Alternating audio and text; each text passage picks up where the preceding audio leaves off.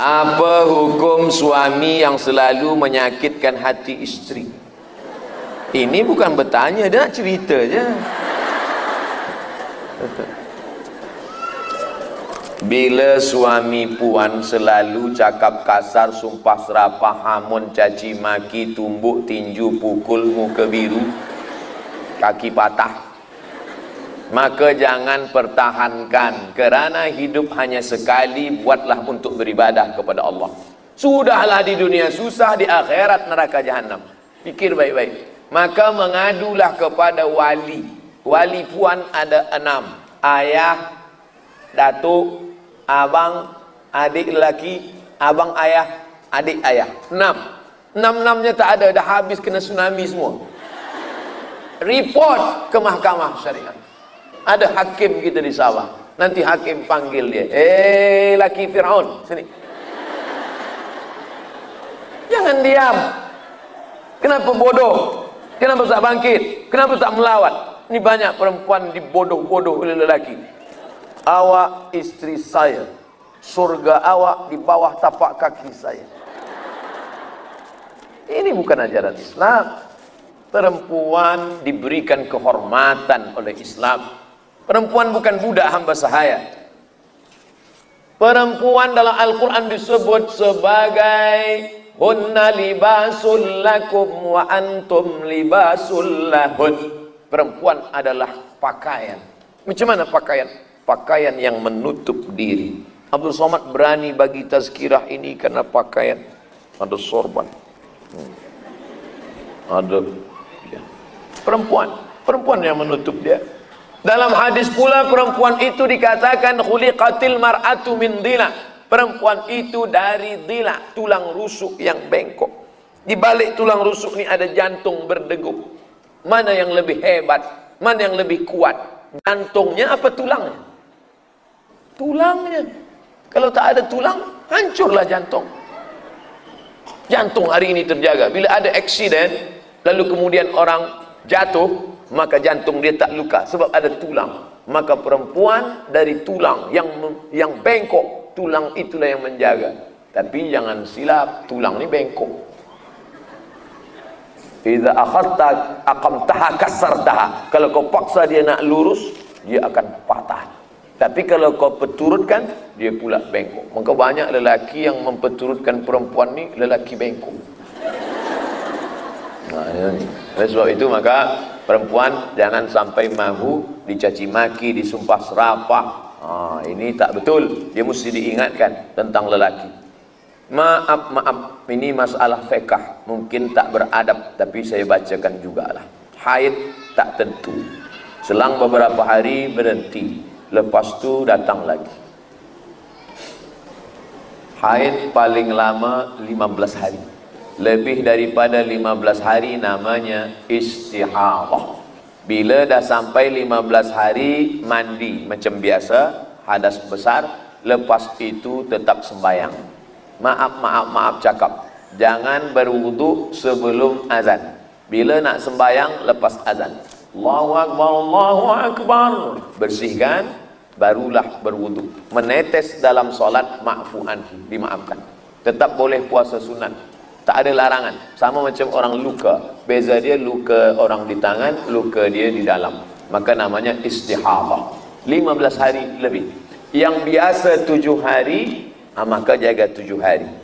Bila berhenti pada 6, dia mandi, lepas itu dia salat, lepas itu datang lagi, maka sebenarnya yang dipakai adalah yang biasanya 7, biasa 8 sampai kepada 15. Lebih dari 15 istihadah. Bolehkah baca Quran dalam keadaan ada cairan di pakaian, mazi?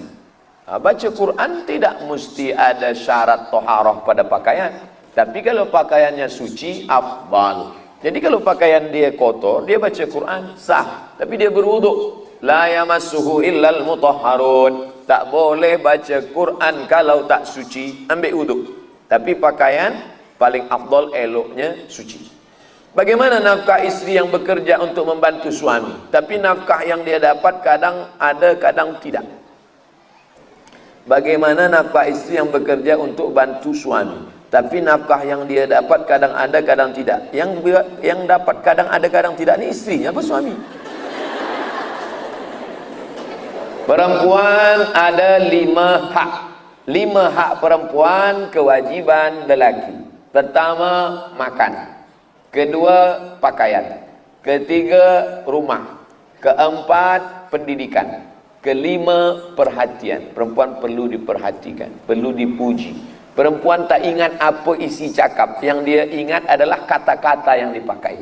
Makanya Nabi pilih kata yang dipakai. Nabi tak pernah panggil ya Aisyah tadi. Nabi panggil ya Humaira. Ya Humaira. Humaira artinya ahmar. Wahai engkau yang kulitnya putih bila kena matahari merah. Ya Humaira. Karena perempuan tak ingat apa yang disampaikan, yang dia ingat adalah kata yang dicakapkan. Itu yang dia ingat. Oleh sebab itu Nabi ya Humaira. Banyak lelaki kadang datang ke saya, Ustaz, boleh ke saya panggil bini saya ya Humaira? Boleh. Tapi dia tak putih, tak apa. Senangkan hati dia, ya Humaira. Jangan terlalu jujur. Ini balik ke rumah, ya Hajar Aswad. Perempuan yang membantu nafkah kerana suami tak punya duit banyak, maka balik dari sini bagi tahu dia, abang, sebenarnya aku tak wajib tolong engkau, tapi sebab aku kasihan, jangankan duitku, nyawaku aku berikan. Tapi kalau engkau macam-macam, tapi jangan lupa, perempuan juga boleh bekerja kerana izin dari suami. Bila dia tak bagi izin, izinkan aku nak kerja, selangkah engkau keluar neraka jahanam tempat. Kalau aku bagi 50%, pergilah. Oleh sebab itu maka mesti ada bekerja sama. Wa ta'awanu al-mu'minun, perempuan, wal mu'minat, laki-laki, wal mu'minun, laki-laki, wal mu'minat, perempuan, ba'duhum awliya'u ba'd, mereka saling tolong menolong. Tolong.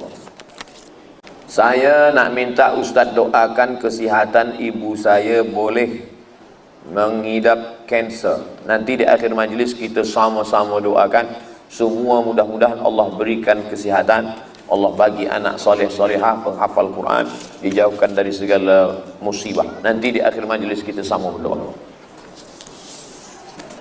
Saya punya anak angkat lelaki sudah akil baligh. Apa hukum menunaikan umrah haji sekiranya tinggal sebilik? Bagi puan yang tak ada anak, bila nak ambil anak angkat, ambil anak saudara yang lelaki. Kerana anak saudara lelaki puan punya saudara, dia ada anak lelaki, ambil dia, itu mahram. Kalau anak perempuan, ambil anak perempuan dari anak saudara suami. Suami puan ada anak saudara dia perempuan, ambil, itu mahram bagi dia. Jangan ambil anak orang lain kerana tak mahram. Ambil anak laki orang lain, tak mahram. Lebih berbahaya lagi, ambil anak perempuan orang lain. Pertama anak angkat, lama-lama jadi bini angkat. Banyak terjadi. Oleh sebab itu maka bila dah terjadi macam ni, dia dah besar, dah lajang, dah belia, macam mana Ustaz? La yakhluwanna rajulun ma'amra'atin illa ma'adhi mahramin. Jangan berdua-dua bila tak ada mahram. Yang kedua, jangan tunjukkan aurat sebab dia ajnabi. Tapi dia dah macam anak saya, dia dah macam adik saya. Berawal dari macam, berakhir dengan macam-macam. Jaga, mesti kena jaga. Setan sampai hari ini belum pencen lagi. Suami saya seorang mu'alaf, memeluk Islam kerana menikahi saya. Persoalannya, beliau tak mahu mengikuti ajaran Islam walaupun beliau percaya ada Tuhan. Bagaimana saya mahu meyakini beliau dan seterusnya mengajak dia mendalami? Hai mu'alaf, mudah-mudahan dia menonton. Engkau nikah ini kerana Allah. Yang sebelumnya haram kau fikirkan haram, kau ingat-ingat haram, kau tengok menjadi halal kerana Allah. Umur engkau pun tak lama, malaikat maut dah lama mengintai-intai engkau mu'alaf.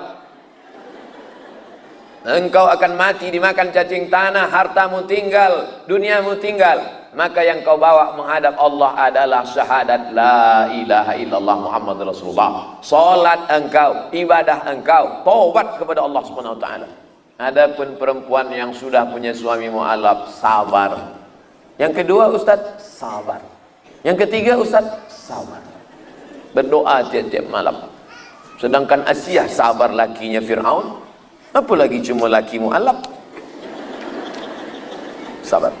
Nanti pun kita doakan mudah-mudahan Allah balikkan hati dia menjadi orang yang soleh.